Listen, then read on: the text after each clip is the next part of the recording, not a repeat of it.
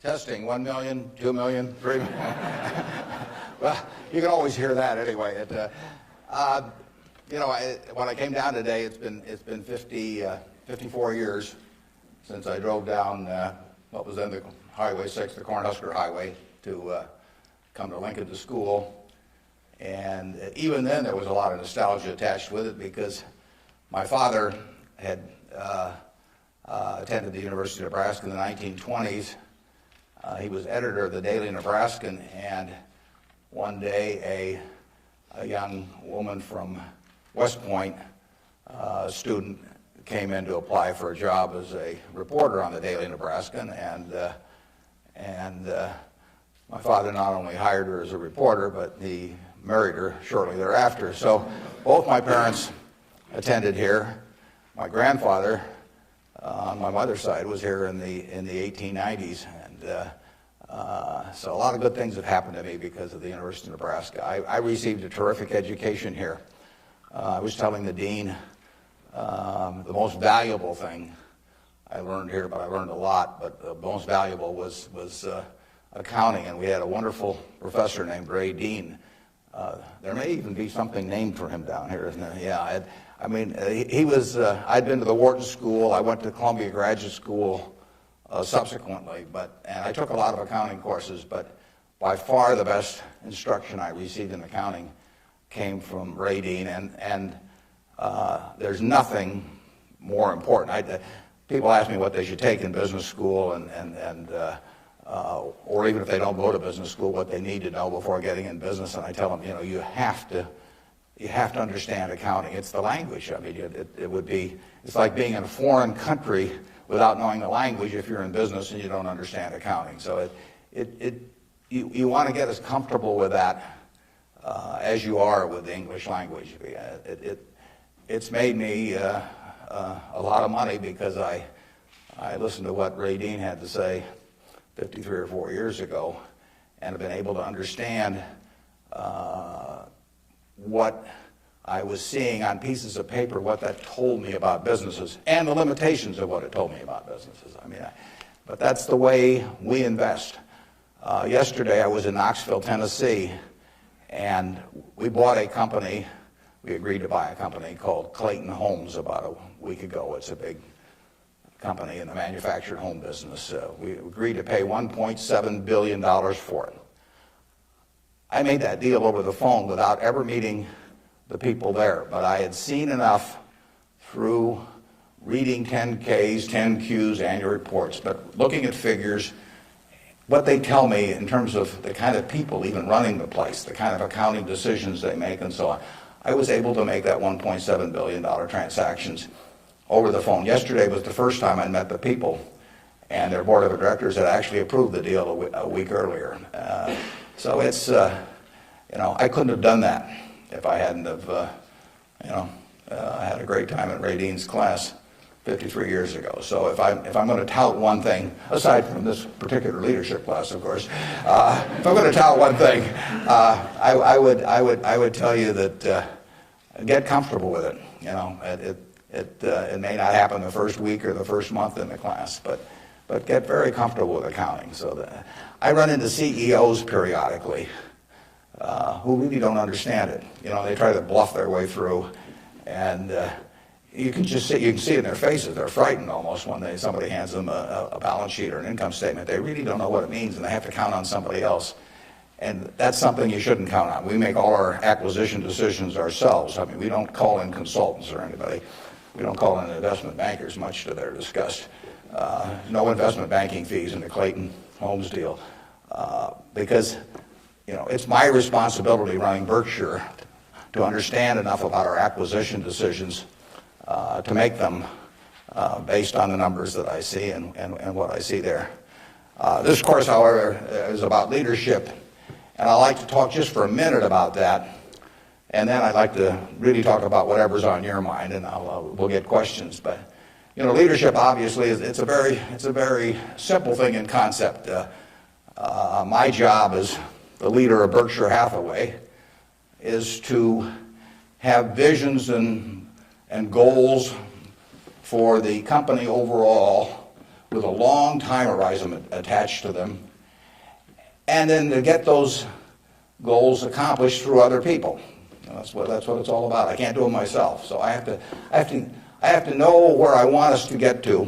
I have to see over the next mountain if possible, but then I have to get a lot of other people to look over that mountain with me and really do the job. I mean, they are the ones that get it accomplished. So it's getting things done through other people. Now, Berkshire is like many large corporations in certain ways, but it's really quite different in many ways. We have over 150,000 people now working for Berkshire Hathaway in dozens of companies throughout this country primarily, and even abroad a little bit. We have exactly 15.8 people in headquarters, and Deb Ray came down with me today, so we've only got 13.8 there today, and we're probably working just as well with those 13.8 as we would if Deb and I were in the office. But that's an unusual organization. I mean, we have dozens of operating managers, CEOs of their businesses, out there running them today, and they do it without any direction from the home office except for one very limited piece of direction that I give them, which I'll get to in a second. But we have these people, and they're an unusual group of people running these businesses because most of them have sold their businesses to us, and they're very, very wealthy. 3/4 of our managers do not need to work financially. They have no reason financially to work. Probably 3/4 of them are worth at least $50 million, and we have some that are worth in the billions.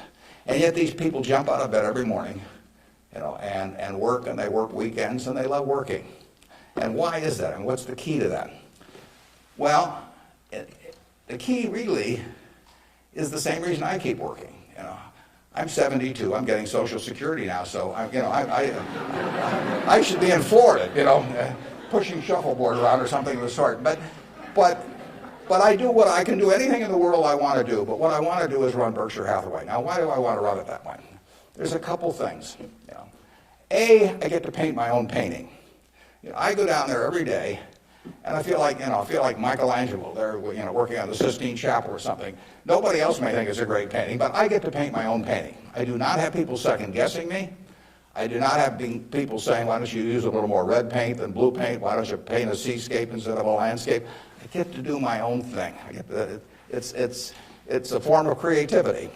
It's exactly like somebody feels it's a professional golfer or somebody feels it's a painter. They're not doing it for the money, primarily. They're doing it because they like doing something well, and that it happens to be down the route of their talents. And the second thing I like, frankly, is I like applause. I like appreciation. So I like having shareholders who feel good about what I've done. I mean, I have a 96-year-old aunt, and her husband went to the University of Nebraska too, and she is, she has all her money in Berkshire Hathaway, and she counts on me. And she's out in Palm Springs now, and her whole net worth is in Berkshire. And I've got cousins, and I've got everybody in our family has got all their money in Berkshire. And so those people are counting on me, and that's kind of fun to have something where you can actually deliver for other people and change their lives in positive ways. As a matter of fact, we had a couple that nobody had ever heard of up until a few years ago, the Othmers in New York. They came from Omaha. Don Othmer went to Central High. Mitt Othmer, not sure which high school she went to in Omaha, probably South High. They left $750 million when they died. Nobody had ever heard of them. And I think a substantial portion, went right here to the University of Nebraska. It was probably a total surprise to the university when they got, I don't know, you probably got $150 million or so. Yeah. Thank you. Yeah. Well, you should thank the Othmers, but nevertheless, you see the money, you see good things happening out of it. So it's fun. I mean, it's, it beats playing golf every day or something of the sort. So I say, if that's what turns me on, what's going to turn on these managers that are out there running things like Clayton Homes, or we've got a company, Flight Safety, that trains more pilots than anybody in the world. Flight Safety is run by an 85-year-old man, Al Yulshi. Al started the company with $10,000 in 1951. It now trains 4 or 5 times as many pilots, as non-military pilots, as anybody in the world. And he is there at 85, and it's a matter of public record. He's got $1 billion worth of Berkshire shares. He works 7 days a week. He loves it. And he loves it for the same reason that I love what I do. He gets to do it his way. He buys these big simulators that you train pilots in. He doesn't have to check with me as to whether to spend $15 million for a simulator. He doesn't ask me. He knows so much more about it than I do. Why in the world would he ask me? Well, I can't tell what kind of a plane I'm in, when I'm flying around. And Al is spending a couple $100 million a year on simulators, spending Berkshire Hathaway money, and he never checks with Omaha. He's never had to come to Omaha for any kind of meetings. He runs his own business, and that's what he loves in life. And I let him do it. I mean, that's my contribution to it, is really turning loose his energies. And, they were properly directed before we bought the company 7 or 8 years ago. Why should I think that, he couldn't keep running it after that? And like I say, at 85, he's still running it. The second thing that our managers like, in addition to this painting their own painting, is they too love applause. I mean, I try to be, I report in my annual report accurately what they have accomplished, but they accomplished a lot. You heard Susan Jock, I think, some weeks ago here. Susan came to Borsheim's, and she was making $4 an hour. $4 an hour. And at age, before she was 40, she became CEO of the second largest independent jewelry operation in the United States, from $4 an hour. But it's talent, and Susan knows more about, I don't know anything about jewelry, you could hand me a phony diamond or a real diamond, I couldn't tell the difference. But if I started telling Susan what to order in the way of jewelry, or if I started telling her what kind of terms to extend to customers or who to hire or anything like that, she doesn't need that in life. She really owns Borsheim's. We have the stock certificate. We get the profits. We get accustomed to. But it's her baby. It's her baby. She decides, everything about that place. And so it's her creation. And that feeling of ownership is really extraordinary, and it's so much better. I mean, it's the way I like to work, and it's the way, Susan Jock likes to work. It's the way Al Yoshi likes to work. And Susan, like anybody else in this world, loves being appreciated. I mean, there'd be something wrong with her if she didn't. And the truth is, nobody appreciates her more than I do. I mean, she is a talent. And we are lucky to have her, and we're lucky to have all of these other managers. So leadership at Berkshire really consists of taking a bunch of people who, in a baseball analogy, would be 400 hitters, and just handing them the bat and just telling them to get up their plate and take a big swing. There's very little to it beyond that. One thing I do is I send them a letter. We don't have meetings in Omaha. Some of our managers, there aren't any meetings, and there's no catechism or anything else. Once every 2 years, I send them a letter. This is it, roughly one and a half pages or so. The only instruction they get from us. They don't send budgets to us. We don't care about those. Some of the companies use budgets, some don't use budgets. We adjust to them. Some of the managers I talk to a couple times a week because they like to talk frequently. Some of them I talk to literally once a year because they don't like to talk to me. And whatever, it's up to them. I adapt to them. The only thing I tell them, and this letter, which went out January 20th, 2003, it says it's been 2.5 years since my last memo. Now, how many big companies do you have? The managers out there have been 2.5 years since they've heard from the home office. It's been 2.5 years since my last memo. Here are a couple things to keep in mind. And number one, and this is number one every time, this doesn't change. It won't change 2 years from now or 4 years from now or 6 years from now. Number one, we can afford to lose money, even a lot of money. We cannot afford to lose reputation, even a shred of reputation. Let's be sure that everything we do in business can be reported on the front page of a national newspaper in an article written by an unfriendly but intelligent reporter. In many areas, including acquisitions, Berkshire's results have benefited from its reputation, and we don't want to do anything that in any way can tarnish it. Last year, Berkshire was ranked by Fortune as the 4th most admired company in the world. This year, we were 3rd in the United States. They just published it. It took us 37 years to get there, but we could lose it in 37 minutes. And that's the message. I mean, we can lose money. It does, nicer to make money, but we'll figure out ways to make money. But we can't lose a shred of reputation, because you don't get it back. And you can. I said 37 minutes, but you can lose it a lot faster than that. You can lose it in 5 minutes. And in fact, I was talking to Bruce coming in, and he did some work around Salomon Brothers, and I went back there 11 years ago because this firm, which had the 2nd largest balance sheet in the United States at that time. It was a preeminent firm on Wall Street. John Goodfriend, who ran it, had his picture on the front of Business Week as the king of Wall Street. And in late in April 1991, he made a fateful decision. It was reported to him that an employee down the line had flim-flammed the U.S. Treasury, had broken some rules, tried to play games with him.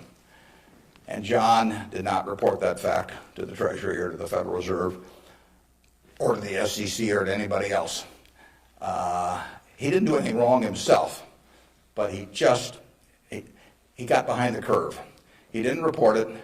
The president of the company, Tommy Strauss, didn't report it. If you saw that Katie Couric show on Sunday night on the Central Park Jogger, Tom Strauss was on there, but Tom Strauss ended up losing he was president of Salomon Brothers. John was chairman, John Goodfriend. They didn't do anything. They dawdled. And after a few weeks, the same guy that had committed the terrible acts earlier, on May 15th, he did the same thing again at a Treasury auction. And now they were in this terrible pickle because they had known about this on about April 28th, that this guy was a bad actor, and they hadn't done anything. And now on May 15th, he does the same thing again. And now if they go, they start feeling if they go and talk about it, that people will say, well, why weren't you in here before? So they just kept trying to shove it out of their mind and do other things. And it came within inches of destroying the firm. It destroyed their careers. I mean, John Goodfriend had spent 30 years in Wall Street and had a fine reputation. The king of Wall Street was brought down by one simple act of omission. All he had to do was pick up the phone. Jerry Corrigan was head of the New York Fed. He had to pick up the phone and say, Jerry, you won't believe this, but this crazy guy in our Treasury Department, a fellow named Mosier, has just done this thing, and I'm terribly embarrassed, and what can we do to make it right? I mean, and Jerry Corrigan, being Jerry Corrigan, would have turned red in the face and gotten very mad and issued a lot of language I couldn't repeat here, but in the end he would have said, thanks for calling and telling us about it immediately, and we'll slap a fine on you or do whatever is appropriate. And the next day, the firm would have gone on fine, but John Goodfriend, actually, a perfectly okay guy, but he didn't act when it counted. And Tommy Strauss, who was number 2, the same way. And later on, they were fined and in a certain way kicked out of the securities industry. And Salomon barely survived. 8,000 employees around the world had their future in real jeopardy because of that single act. So just apply the newspaper test. That's what I tell our managers. I could have a 1,000-page book of ethics. I could have all kinds of rules and hundreds of, but in the end, just all you got to do is think about, do you really want what you're doing put on the front page of the paper tomorrow to be read by your parents, by your spouse, by your kids, by your neighbors, by your coworkers? And if you're embarrassed about it, just forget about it. You're all going to do well financially. The nice thing about it is, you live in America in the year 2003. You don't live in Bangladesh. You don't live in America, of 1790 when it would. You live in a society which has a GDP of over 10 trillion, and you can just pick up the crumbs and you're going to do great. You've all got the qualities. It takes 3 qualities essentially to do well, and extremely well actually in this country. It takes intelligence, it takes energy, and it takes integrity. Now, everybody in this room has the requisite intelligence. You wouldn't be here if you didn't. I mean, it doesn't take 180 IQs, although I'm sure you all have those. But it takes reasonable intelligence. You're getting a great education. You've got the energy. That's why you've shown up in school.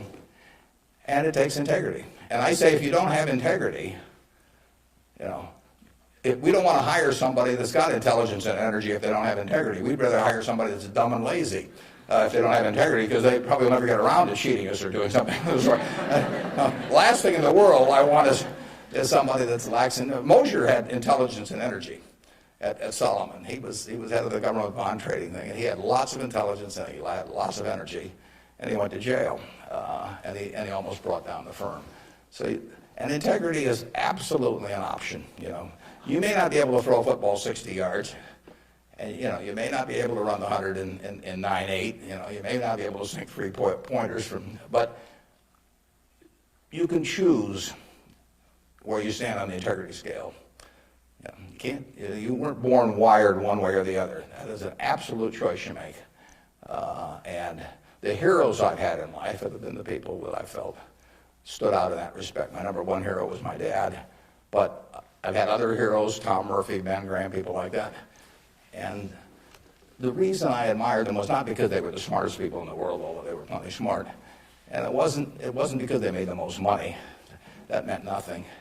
It's really because I felt they were the classiest people that I ever met in my life. I mean, I saw them behave over year after year after year in a way that I could write their story on the front page of any newspaper, and even in an unfriendly tone, and I could not do anything that would embarrass them in the least. They behaved extraordinarily well.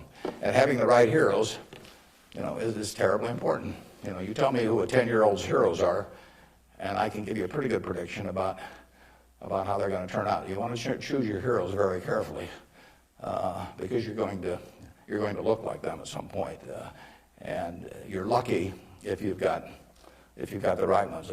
I'll give you an aside, and then we'll get on to your questions. But it's something, you're not parents yet, most of you. But when you're a parent, you are the natural hero of your child.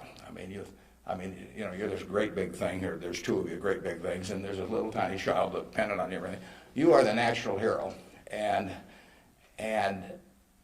anything they get to school, subsequently, or anything else, they're going to be shaped more by what they see in this behavior of yours toward them than anything that will impact them later in their lives. And if they want you to be the hero, you can destroy that, of course, and you've seen it done many, many times. But actually, if the parents are proper heroes, the child is about 90% of the way home. And you're lucky if you've had parents like that. And you can be that to your children, or you can be something else. And you're shaping that person. It's nice to learn accounting when you get to Nebraska, but the behavior model that you take on is incredibly important. Let's talk about what's on your mind now. You can ask tough questions. It's more fun for me. And they can be about business, they can be personal, they can be political. You pick it out. And Good morning. When you were rejected from Harvard Business School, is obviously somewhat of a failure in your mind. How do you adapt to your failures in life to make you more successful? Yeah, well, that's a very good question. How do you turn failure into a plus? And it's true. When I was at the University of Nebraska, one day I was reading the Daily Nebraskan, and it said in room 300 or something, at 3 o'clock there will be this panel of 3 professors here at the university, and they're going to award the Nathan Gold Scholarship. I don't know whether you still have that around. And at the time, it said it would give you $500 to go to the graduate school of your choice. I don't know whether it's changed in amount, but that was it. So I read this, and I went there to this room at 3 o'clock that day, or whatever it was, and I walked in the room, and there were the professors, and I was the only student that showed up. I mean, it really got to them. I mean, they were stuck. They kept waiting and looking at their watch and hoping there would be more candidates, but no one came in. So I won $500 by default. And those are usually my biggest triumphs when nobody else shows up. And so here I was. I had $500 to go toward it wasn't limited. It was any graduate school for a master's degree. So I applied to Harvard. My dad wanted me to. And I shortly heard from Harvard. And they said, go to Chicago and meet this fellow who interviews applicants from the Midwest. So I got on the train, and that's what you did in those days, and I spent about 10 hours on the Burlington going to Chicago. Then I transferred to another little interurban train to go up to this country day school where this fellow was the headmaster, and he was the big interviewer for Harvard. And I got there, and after about 10 minutes, he said, better think about something else. But, he come back later on. I was 19 at the time, and I looked about 12, and I acted about 8. So it was not a great combination. So he said, forget it. So I took the little interurban train back to Chicago, and I took the 10-hour train back to Omaha. And all the time I'm thinking, what do I tell my parents? It's kind of embarrassing. But it was the luckiest thing that ever happened to me. Because if I'd gone to Harvard, I would have gone to a 2-year business school. I instead applied to Columbia, where I could graduate in 1 year and get a master's degree. Luckily, that by the accident of it and being in the Nebraska National Guard, which did not get called up for the Korean War, I missed going in the Korean War. I got to meet Ben Graham, which had an enormous effect on me subsequently. And I probably got my wife that way because she was going to Northwestern. And I was able to put on sort of a full court press because I got out in 1 year. And otherwise, she'd have met some other guy. I mean, I got her before the competition showed up. And so it worked out wonderfully. It couldn't have worked out better. And that's been my life, basically. I mean, things, you will get some disappointments, but the future is what counts. It'd be fun if I knew every decision I was going to make was going to be perfect. It would not be as much fun. It'd be like playing golf and knowing you're going to hit a hole-in-one on every hole. You wouldn't play golf if every time you got on a tee, you just took a swing and the ball ended up in the hole. It'd be fun for a few days. You get on TV, but the game would not be any fun. So it's failure, and I wouldn't even consider them failures, but they're mistakes or whatever you want to call them. They're part of the game, and in the end, you go on, and we've made plenty of mistakes in business. We'll make plenty more, and the Babe Ruth, and for a long time, it subsequently got eclipsed by a few fellows, but he held the record for strikeouts. He also held the record for home runs and was the highest paid baseball player until the modern era came along. So it's part of the game. If you take big swings, you're going to miss sometimes. But the Harvard thing, you'll get a kick out of this. They invited me back to the 25th anniversary of this class to talk to them, and I went back. It was kind of embarrassing because this was the 25th reunion, and the class was talking about the next 25 years to these alumni that were back after 25 years. And my job was to talk about the next your financial future in the next 25 years. This was in, whenever it was, in the mid-70s. And right before me on the program, Masters and Johnson were talking about the next 25 years of their sex lives. So nobody stayed around for my talk.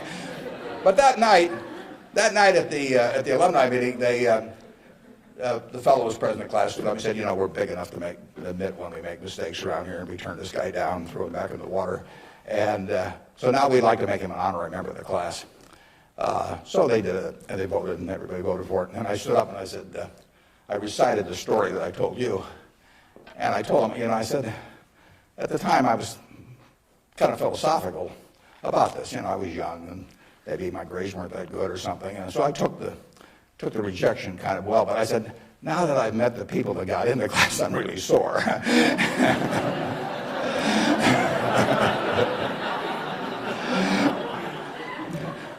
Okay, who's next?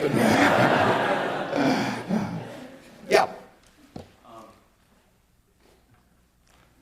You can ask it, I'll repeat it. Okay. Yeah. I guess my question to you was, after you're dead, how do you want to be remembered, and how do you go about in your daily life ensuring that you're going to be remembered in that way? Yeah, well, really, I only want the minister to say one thing at my funeral.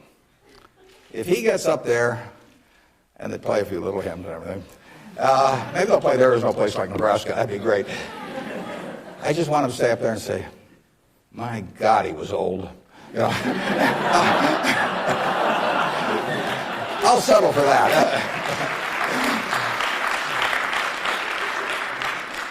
But the truth is that, to some extent, Berkshire is my creation.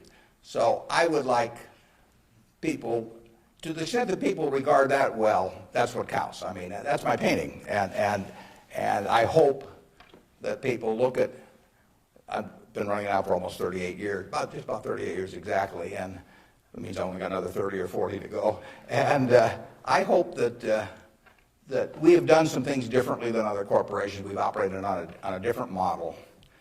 And I hope two things about it, actually. I hope, A, that people realize that model works and why it works and so on, because it does conflict with certain management theory over the years.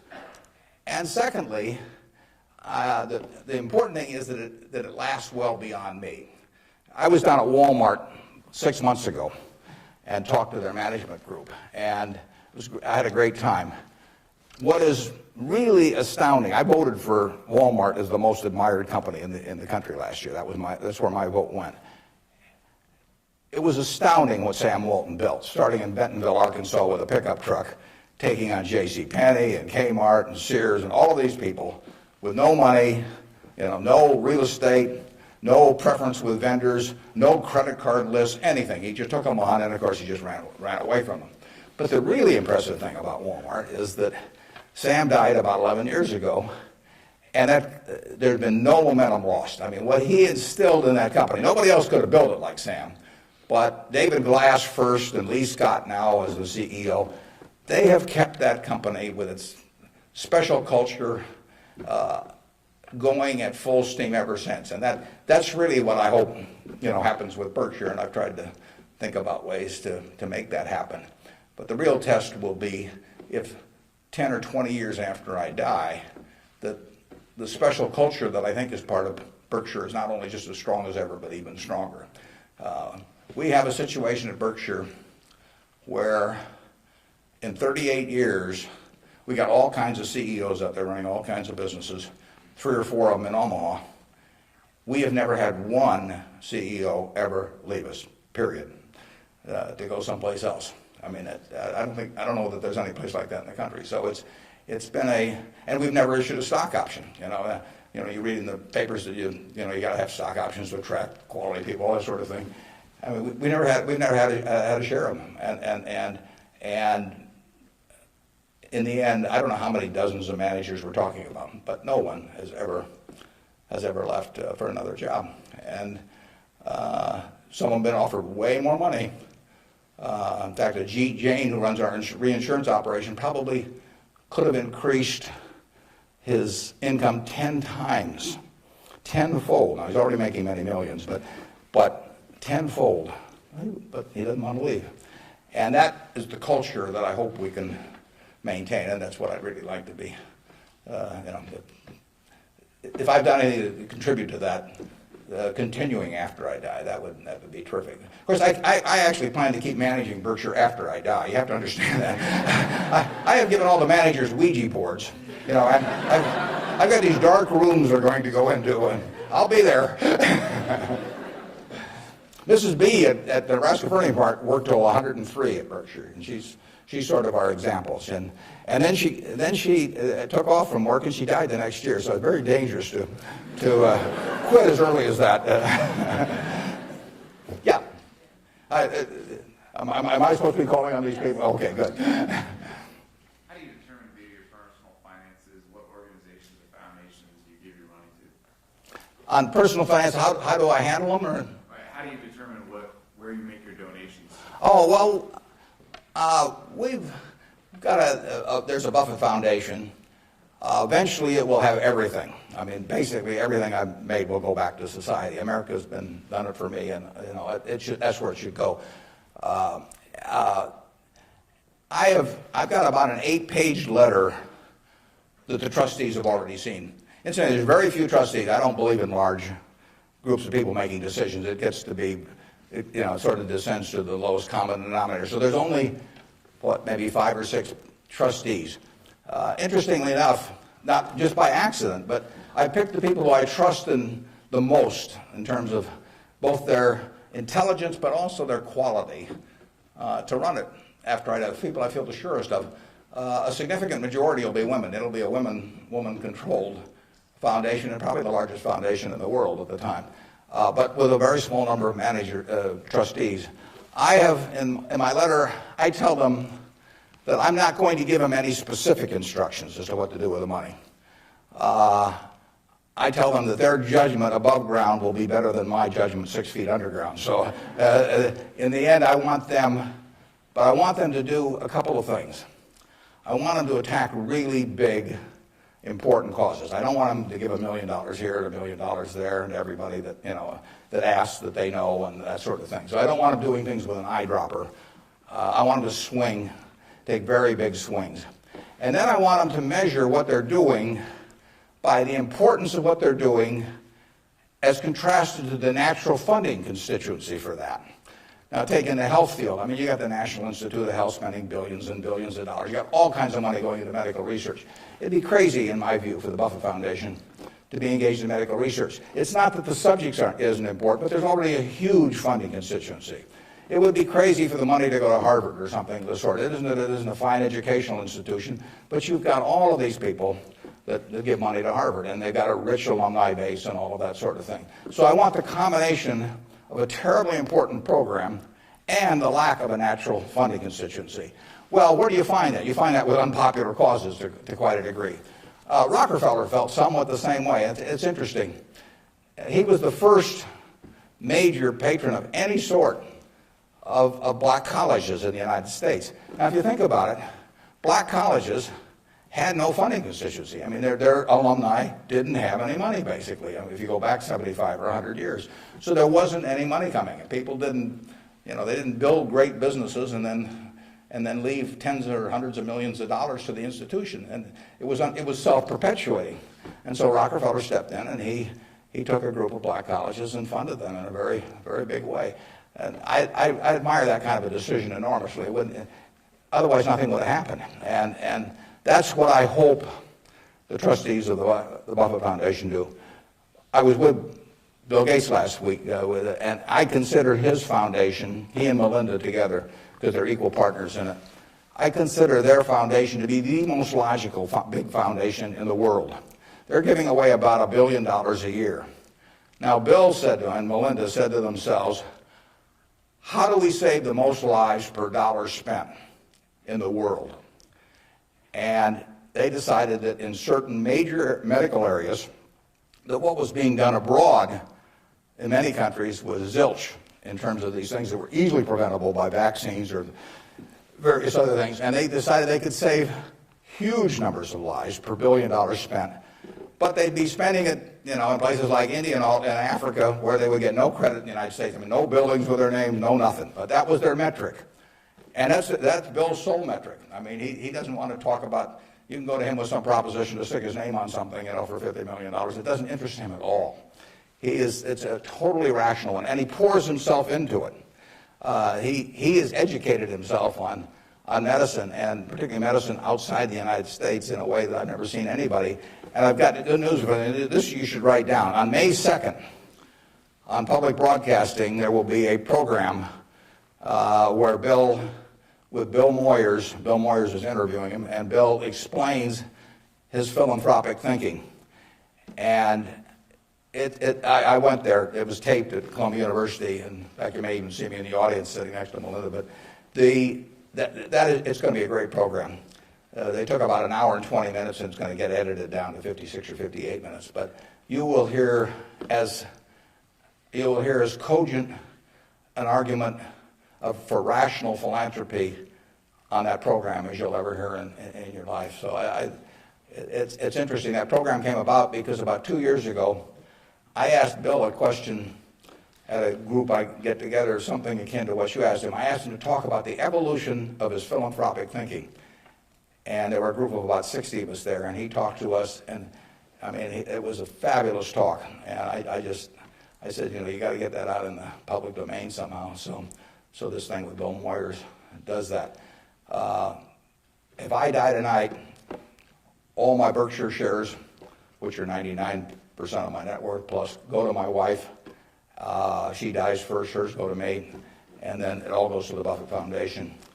And it will then be active on a very big scale, and those are the guidelines. And who knows what those problems will be. I mean, it might well have been civil rights in the early 60s. I mean, the civil rights organizations, you know, were not being funded by anybody. And I mean, money wasn't the big problem, but it was a problem in the civil rights arena. And there was no natural funding constituency for that. It was a very important issue, but it was an unpopular issue in many respects. And it seems to me that's where the money should go, particularly if you have it on a big scale where you can really do something. Depends when I die, but you know, 10 or 15 years from now, the foundation could really, I mean, it could have a lot of money, and so they could do some things that nobody else could attempt. And it won't be what people want them to do. You know, that's the nature of it. If it was what people wanted to do, it would already be being done. The interesting thing, the contrast between business and philanthropy is interesting. In business, I swing at easy pitches. I stand there at the plate, and if I like pitches 1 inch above my navel, right in the center of the plate, I can wait and wait and wait because there's no called strikes. You know, as long as that bat's on my shoulder, nobody's calling a strike. If the pitcher throws me General Motors at 36, IBM at 82, Microsoft at 25, and I don't swing, it's not a strike. It's not a hit either, but it's not a strike. Only when I swing is it a strike. So I wait for easy pitches. I wait for things I understand are exactly in my sweet spot. Philanthropy is just the opposite. You're looking at the toughest problems the world faces, and they're intractable to some extent. I mean, these are tough problems. And they have resisted the utilization of money over the years, and that's what makes them tough problems. I mean, the problems you can solve with money are the easy ones. It's the problems you can't solve with money. So they are very tough problems. One thing I've gotten involved in just a little bit recently is something that Sam Nunn is heading, the former senator, called the Nuclear Threat Initiative. And essentially, Sam Nunn, who is as well informed as anybody in the world on the subject and articulate and everything, is working on the problem of the nuclear materials and or nuclear talent that exists around the world that might become available to terrorists or to governments to impose on the rest of the society. And there are vast amounts of uranium and lesser amounts of plutonium, and there's a lot of unemployed Russian scientists and so on. So this is something that Ted Turner actually set up a couple of years ago and got Sam to handle. And because AOL Time Warner stock, which was being used to fund it from Ted, has gone down a lot in price, they've run short of money. So that's something I'm involved in. It doesn't, you know, it's not something that has any popular appeal. You can't send out something and get hundreds of thousands of people to respond. But that's the kind of thing that I think, you know, the foundation should be doing. Yeah. With the government possibly considering eliminating double taxation on dividends, would you ever consider declaring a dividend on your stock? And what kind of decision-making process do you go through when you're looking at those businesses? Yeah, the question is, with the government considering eliminating the double taxation on dividends, would that change our attitude at Berkshire toward paying dividends, and what sort of decision-making framework do we have about whether we pay dividends or not? Berkshire, I took it over in 1965, and we paid 10 cents a share one year. It happened in the late 60s. I can't remember it. I blocked it out of my mind. I must have been in the men's room or something, because that was the only dividend we paid. The determination is very simple on dividends. Can we retain $1 or $1 billion, or whatever the amount is, of earnings, and have that dollar become worth more than $1 in immediate present value. Now, even though it may not get used for a few years or something of the sort. In other words, is that dollar worth more than a dollar if kept in the business? Forgetting about taxes entirely. Let's assume a total tax-free society in terms of dividends. And the answer to that so far has been yes. We have kept the dollars that we've earned, and we have created more than a dollar of market value for every dollar we've retained. And as long as we can do that, it's silly to pay out a dollar, even if it's not taxed, and put it in my pocket, where it's still only worth a dollar if I can create more than a dollar's worth of value in the stock. So we have done that now for a lot of years. It doesn't mean we can do it forever, but we've done it for a lot of years, and that is the test. And you will find in the back of the Berkshire Hathaway annual report, which we'll be glad to send to any of you. It's on the internet also. But you'll find in the back of the Berkshire report something that isn't in any other report that I know of. It's something called the Economic Principles of Berkshire Hathaway. That's been in the report every year now for at least 20 years. And those principles don't change. That's why they're principles, and it's why I'm willing to lay them out. I mean, if I act in conflict with those principles, I expect the owners to, to call me on it. But I look at the investors in Berkshire as my partner. Now, I'm the managing partner. They can't, because I own so much stock, they can't do much about me. So they ought to know what the game is if they join us. And that doesn't mean everybody wants to join us, but they ought to know what the rules are. Just as if you and I were starting a partnership and I was going to run it, you'd want to know, how we were going to conduct business and what my thoughts were and what my time horizon was. Would we ever sell? Would I make distributions? All that kind of thing. So those principles cover this point you raised. I don't forget what's the third or fourth one or something like that, but it's explained there, and I want people to I want our owners to understand it. I mean, I look at every owner when I write my annual letter to shareholders, which takes me an ungodly amount of time. I mean, it's miserable, but nevertheless, it's important because it is the one time a year I'm talking to my partners.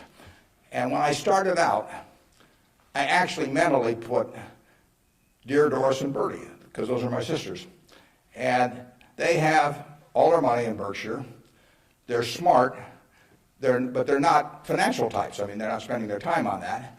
And I essentially want to be talking to them as bright people who don't know a lot of financial jargon necessarily, but they're interested enough that they'll read a lot because they got all their money in it. So I don't have to worry about keeping it short or anything like that. If I'm talking about their money, I've probably got their interest, and I take that off at the very end, and then I take off Dear Doris and Bertie, and I put to the shareholders of Berkshire. But I want to tell them exactly what they're in. I want it to be just as if our roles were reversed. That's always the test. If Doris and Bertie were running the place, and I was living in Carmel, California, like Bertie is, what would I want to hear from them, the managers? And one of the things I want to hear is just exactly the question that you asked. What is your attitude about distributing money from the company? Because I get to make that decision along with the board of directors, and they don't. And some managements withhold money that really belongs to their owners because they like building a kingdom. Some of them, do it out of fear or anything like that. I think I'm doing it for a rational reason, and I want to explain that reason, but I tell them how to test me on that too, because I think I should be tested. And it's a very important relationship that really has deteriorated over the years, in my view, between management and owners. I mean, you've seen in the last 10 years a slippage, in my view, of the behavior of American CEOs. I mean, obviously, all kinds of exceptions, but it's very interesting because they're not crooks or anything, most of them. There's a few, and they've gotten a lot of publicity lately.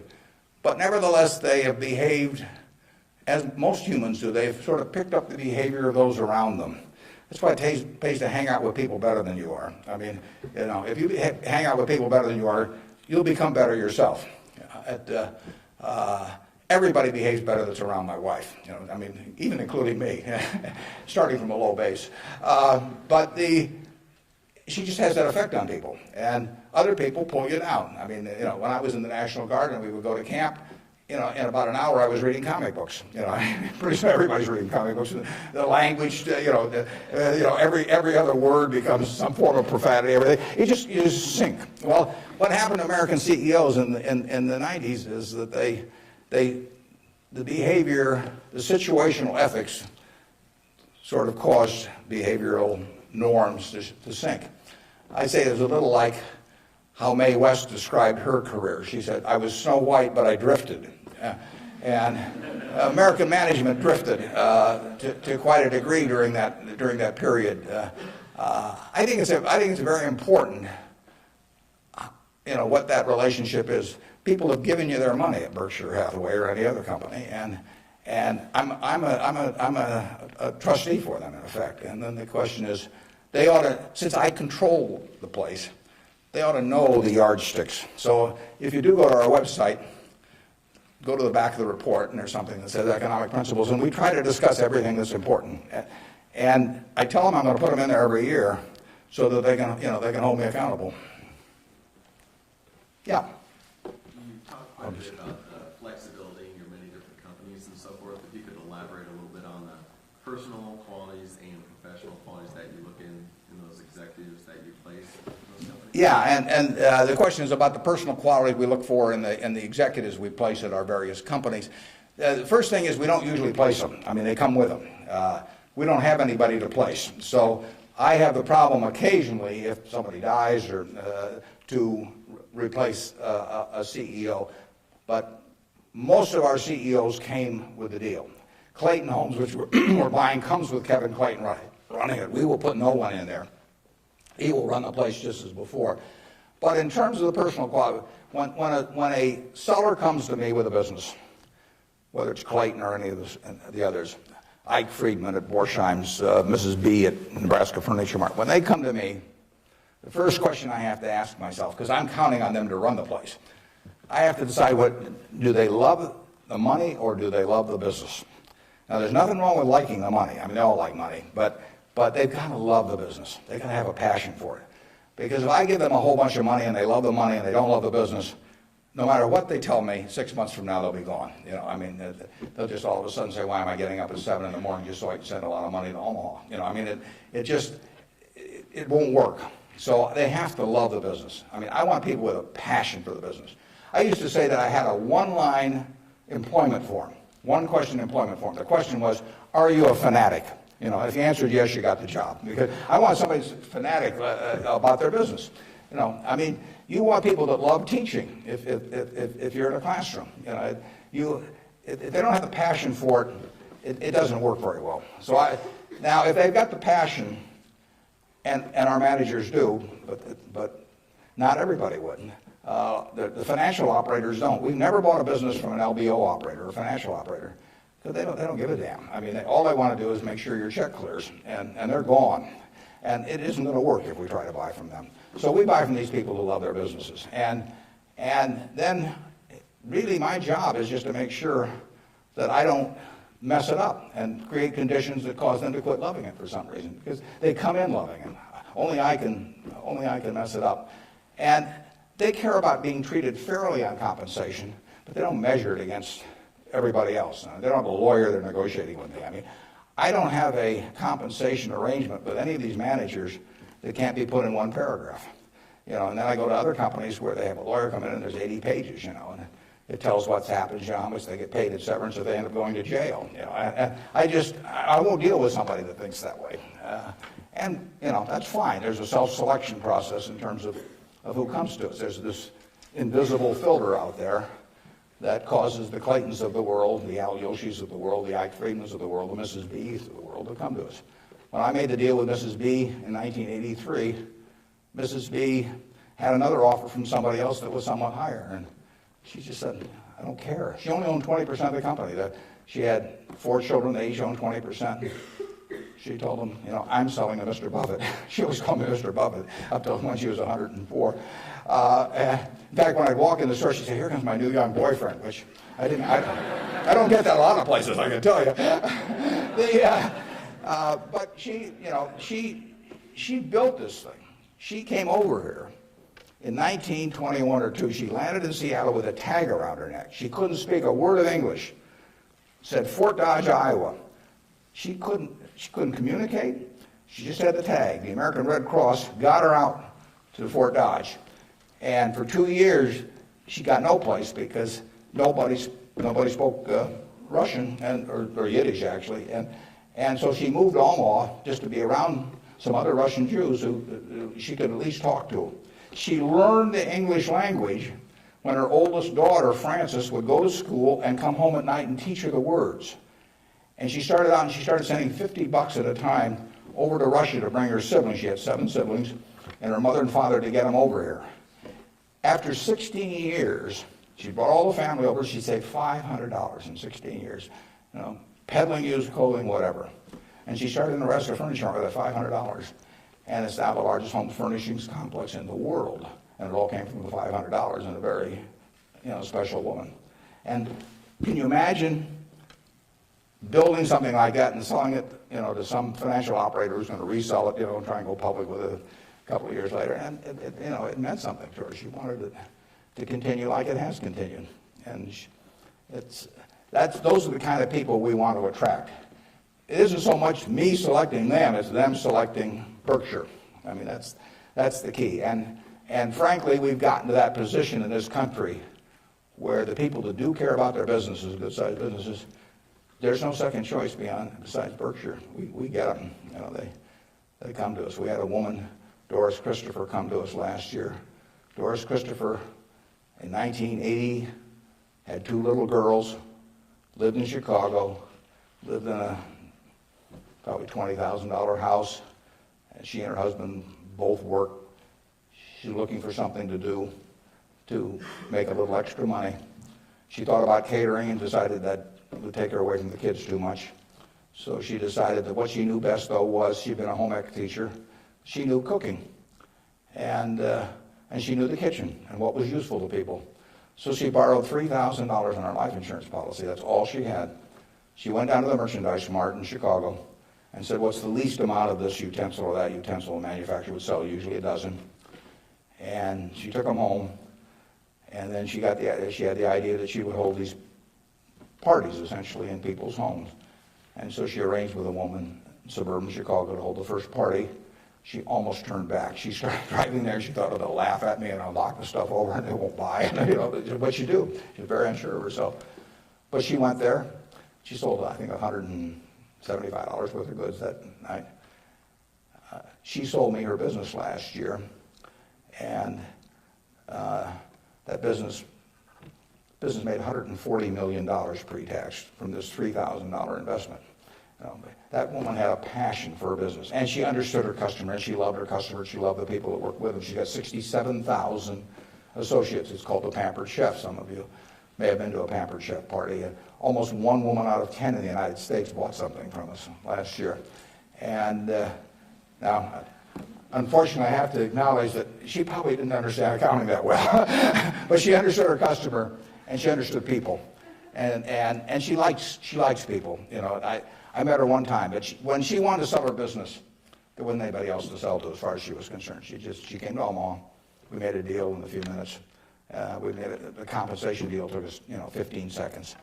She's running the business. I've never been there. They're in Chicago. I hope they're there. I mean, we paid a lot of money for this. I mean, someday we'll buy a business and there'll just be some guy in a closet someplace saying, what figure shall I send Warren this month? But I've never been there. I've met her and I've seen the results of what she's done, and she is in love with the company. Yeah. How do you intrinsically value the businesses that Berkshire acquires? How do I value the business that Berkshire acquires? Well, the first thing I have to decide when somebody calls me is valuing this business within my circle of competence. I don't know how to value Microsoft. I don't know how to value Oracle. I mean, if Larry Ellison calls me or Bill Gates calls me, and they don't. But if any of those, I don't know, or biotech or anything, I wouldn't know how to value it. I just, I'd wish them well and tell them, I think it's worth twice as much as they think it is, but I'm just not in the mood to buy today. I don't know. So it has to be within my circle of competence.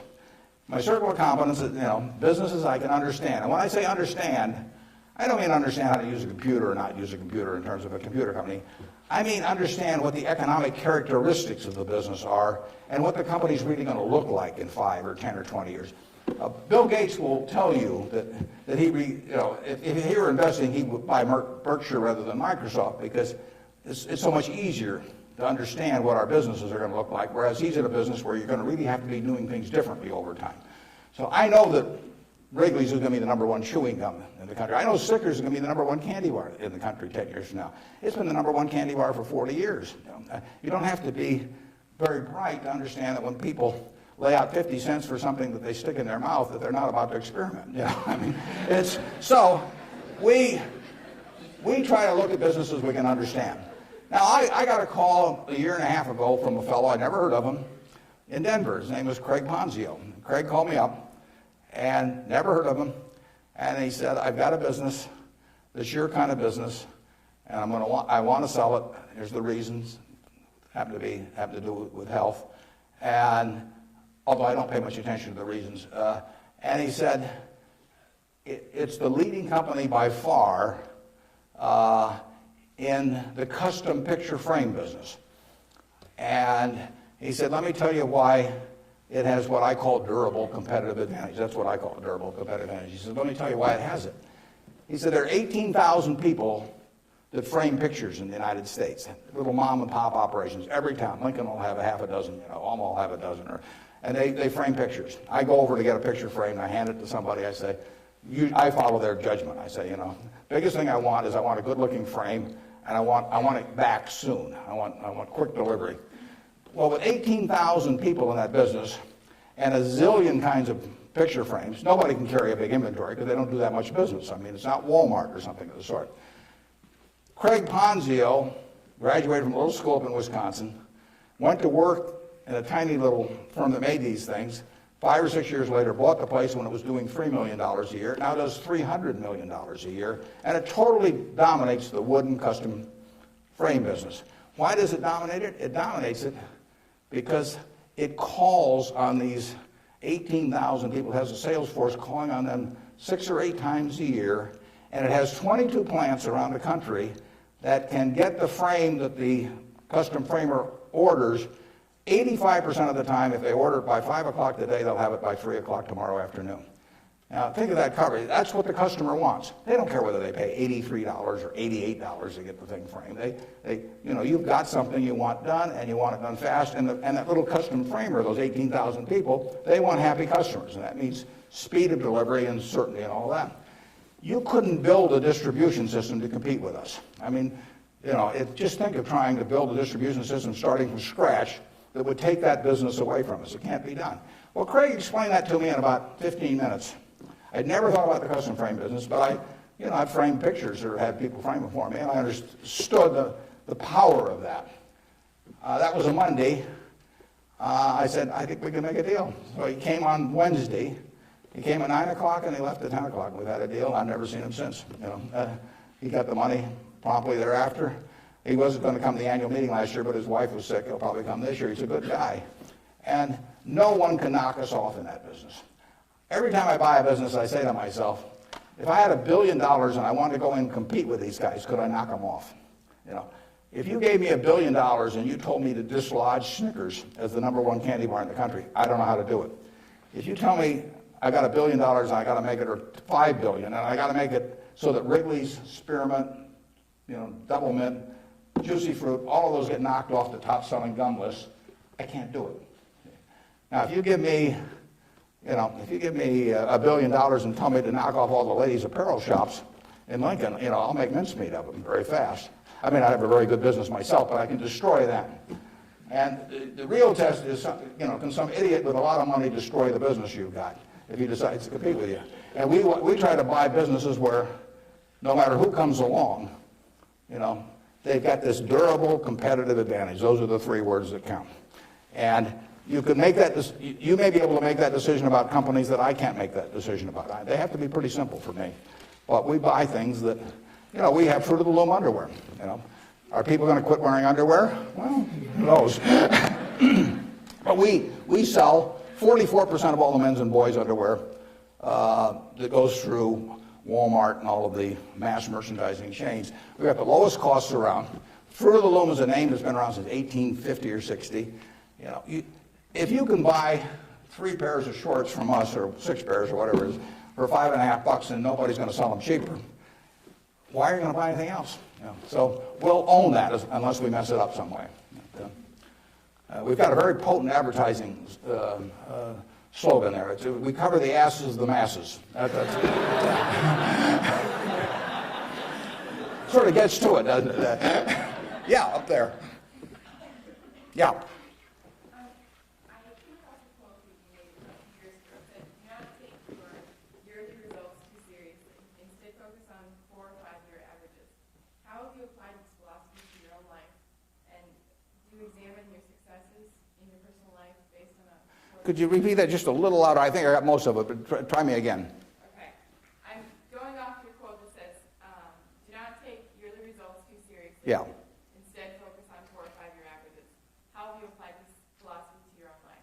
Okay, yeah, the question is, since I say 1 or 2 years doesn't make much difference in business, but longer term does, how do I apply that in my life? Well, I could probably give you some terribly philosophical answer on it, but the truth is I get up every day and just do what I love doing. And I want people around me to have good experiences, but the truth is I don't spend most of my time thinking about that. I mean, I spend most of my time thinking about what can I do to keep Berkshire going the way it has gone.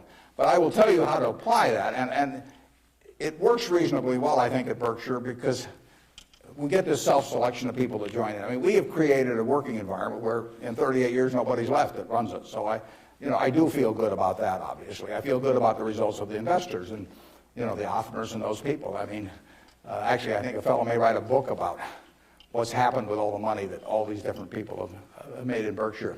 But I'll tell you the test on that, and it's a terrific question, because you will, when you get to my age, you will not measure how well you've done by how much money you've got. I can guarantee you that. You'll all do fine on money anyway. I mean, think about it. 7 hours a day, you're in a bed. You got exactly the same mattress I've got. If you don't, we'll sell it to you at the furniture mart. So we're on a parity. I can't outdo you, in terms of my sleeping enjoyment. You can match it by buying this mattress, which we'll give you a special price on. Just mention my name. We eat at the same places, We eat at Dairy Queen, particularly if you're in my position because we own it. But we eat at McDonald's and Burger King, and when I leave here, I'll stop by a fast food place. So our eating experiences are the same. We travel the same. I mean, I had a 10-year-old car up till about a year ago, and it just doesn't make any difference to me. They all work. We live in a place that's warm in the winter and it's cool in the summer, and we watch the Super Bowl on big screen TV. You do it, I do it. We dress more or less the same. I mean, I pay more for my clothes, but they look cheap when I put them on. So we're really on a parity. Yeah. So the money isn't going to be that big a deal. Everybody in this country is going to, with the intelligence this group has, the energy you have, you're going to do well. So what's the difference? What really counts?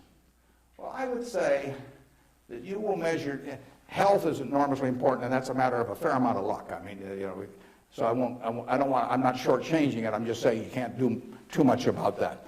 But you will measure your success in life by how many, and extent, whether it's the people you want at 70 or whatever the age may be, you'll measure it by how many of them really love you, in the end.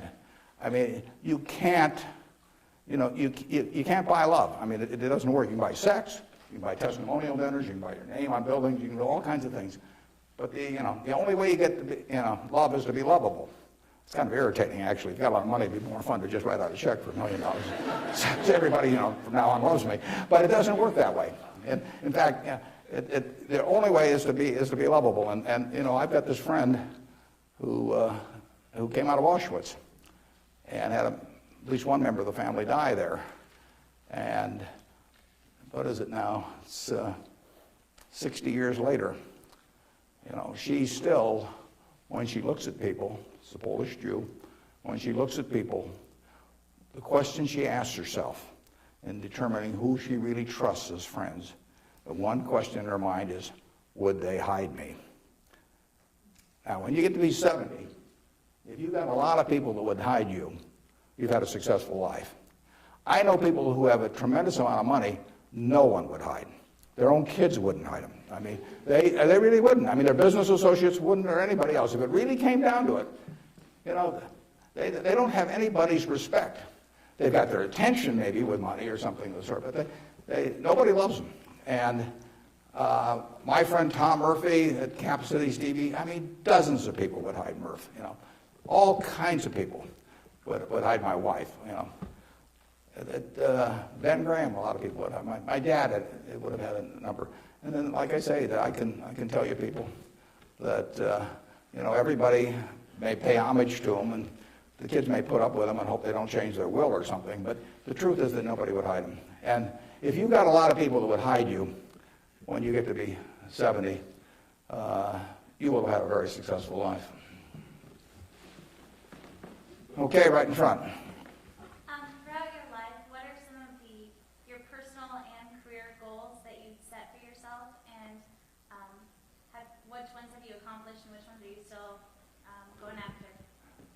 Yeah, just in terms of personal goals or Just goals that you've set for your life that you've accomplished. Yeah, well, I would, you know, the truth is the main goal I've had has been at Berkshire. I mean, you know, it might be more admirable to say that I was feeding the poor or something someplace in India, but it isn't true. I mean, it's been the focus of my life most of the time. The money will be, I think, used for very good purposes later on. I don't use any real amount of it myself. But actually somebody else was going to do most of that, and I picked good people to do it. But, you know, I've got 3 kids of which I'm enormously proud, and they like each other. They get, you know, they do things together. They work, you know, the family unit works extremely well. But my wife gets 99.9% of the credit for that. I mean, if you didn't turn out well under her, there's something really wrong with you. It's, you know, it's a life that's a lot of fun, but I do what I enjoy doing. You know, I play lots of bridge on the internet because I like to do that more than anything else. I used to do way more reading. I do a lot of reading, but I used to just read all the time. Now I spend 12 hours a week on the internet playing bridge, and you know, it's great. I will talk to the Microsoft Summit here in about a month, and I tell this group, and there's all these high-powered internet types, and I tell them, look, you know, you guys are all failures because here I am, got all kinds of money, you know. I've been fooling around with the internet now for 10 or 12 years. I spend 12 or 14 hours a week on it, mostly bridge, but I do, you know, the Google searches, and if I'm writing a talk, I look up all kinds of information on it. You know, I read the New York Times, the Wall Street Journal, 10 o'clock the night before, and all these things. And you guys are getting exactly $120 a year out of me. You know? I mean, that is a failure. They have not figured out how to get any money out of me. And I gave this talk last year, and this year I'm going to go back there and say, you've made no progress at all. You know, it's $120 last year, it's $120 this year, and in between I've had 600 hours of enjoyment and learned all kinds of things. So I do enjoy, you know, that. I enjoy that more than anyone. Now, when I was young, I thought I had a lot of money. I'd own a professional sports team, and I'd play golf all the time, maybe have my own private golf course, and all kinds of things. Just doesn't mean anything to me, you know. I have something where 365 days a year, everything is good. I work around terrific people. One of them is here today that came with me, that drove me down. And I mean, I get to select the people I work with. That's a huge, huge luxury. I mean, literally, just think of if you had to work for a boss you couldn't stand, you know, or work around people that cause your stomach to churn. It's just what, I mean, it'd be miserable. So the ultimate luxury really is doing something every day that you love doing with people that you love doing it with. And I've got that, and, you know, by accident to some extent. I say if you take on a job just to make a lot of money and it causes your stomach to churn, you know, and you go home at night and kick the dog and all that sort of thing, you know, that's a little bit like marrying for money. You know, it's probably a bad idea under any circumstances, but if you're already rich, it's crazy, right? I mean, if I marry for money, I mean, I ought to have my head examined. And what's it going to do? You know, and so it's, you know, it is, and we're lucky in this country. I mean, we won what I call the ovarian lottery when we were born in this country. You know, it's 4 times or likely you would have been born in China, just about as likely you've been born in Bangladesh. You know, you're born in the greatest society in the world, so make the most of it and have a good time. Let's see, who's had, okay, up there. You 2 guys are next to each other, you can fight it out. What has, whether it be professionally or personally, kept you and your business in Omaha or in the state of Nebraska? Well, that's a good question. Why do I stay in Omaha? Well, I love it. And, you know, My grandfather went to Central High, my dad went there, my wife went there, my kids went there, and now my grandchildren are there. My grandchildren say they have the same teacher that my grandfather had. But there's continuity, there's friends, there's all kinds of things. I mean, there's no disadvantage to being in Omaha. I mean, I like New York when I'm there. I've got a house in California, and I get around some, but I can't imagine anything better. I mean, what doesn't it have? I have a home. I've never sold a house in my life. I have a home I moved into in 1958, so I've been there, 45 years or so. I'm 5 minutes from the office. I moved into the office in 1962. I've been in there 41 years. We've just gotten so we take a whole floor. It's taken us 41 years to where we can use a whole floor. Kind of discouraging. But there I am, 5 minutes from the office. Everything's easy, and it all works. I know I've known the doctors all my life. I've known everybody. I feel connected. My aunt taught in the public school system in Omaha. I've named a scholar prize that I give after her. But I mean, it all means something. And I've lived in New York for a couple of years. I lived in Washington, D.C. for some years. I never felt that kind of connection at all. So, and there's absolutely no disadvantage. I get the same information. Actually, with the internet and Bloomberg and all of that, no one can get any information any faster than I can get it. And there's just no downside. And I think it's been a terrific environment for my kids to grow up in. I mean, my kids have grown up in a neighborhood, perfectly normal neighborhood. I mean, no fences around it, no golden ghettos or anything of the sort. They've gone to an integrated public school. School has probably had between 20 and 30% black students for 75 years. They have great teachers. I mean, I think that part of education is a total life experience, and I think it's great that we have a good public school system in Omaha. I mean, if I lived in Washington or Los Angeles or New York, I'd have to send my kids to private school. I wouldn't want to do that. I'd do it because I wouldn't send them to a vastly inferior school just to prove some point. But the nice thing about it is I haven't had to make that choice in Omaha. I've got classy public schools, the same kind I went to 50 or 60 years ago. And they get more out of that experience, in my view. They have a better balanced view of life going through that experience than if I sent them off to some private school. I was with, actually, last week, there were 6 couples. Bill and Melinda Gates arranged it, and they had the headmaster of a private school in Seattle that Bill went to, and it's a classy school. But, if you're, I gather in terms of the public school system, that you're making a conscious decision to hurt your kid if you don't send them to a private school, if you can afford one, and that's why these people do it. And I don't blame them. I mean, I do the same thing.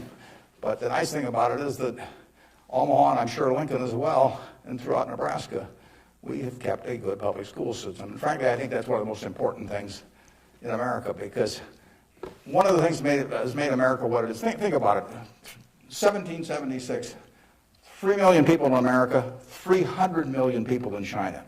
They had 100 times as many people. They had the same IQs we had. They had the same physical abilities and all that sort of thing. They had a culture that went far back. They had lots of natural resources. We didn't know about it then because we didn't have oil and they didn't have oil, but we both had oil in the end. Coal, all these things. Educational institutions that far surpassed ours at the time. And now we end up, 230 years later, we end up with, 36 or 7% of the world's GDP, from those 3 million people. Something about this system really works. Now, I think one of the things that works about it is we come closer to equality of opportunity than any major country in the world. But one of the keys to having equal opportunity is a good public school system. If you have one public school system for the rich and one for the poor, you do not have equality of opportunity. It's really one of the top things on my list. And when I got asked about, what you can do with money, I think that anything that creates equality of opportunity, right from the word go, I'm talking about from when you're 5 years old, and actually my daughter's working on something that goes back before that, but anything that creates equality of opportunity is what's going to keep, America the kind of America that we have now. It's vital, and there's nothing more important than that than having a first-class public school system. And unfortunately, the communities where they've lost it don't get it back. I say that an outstanding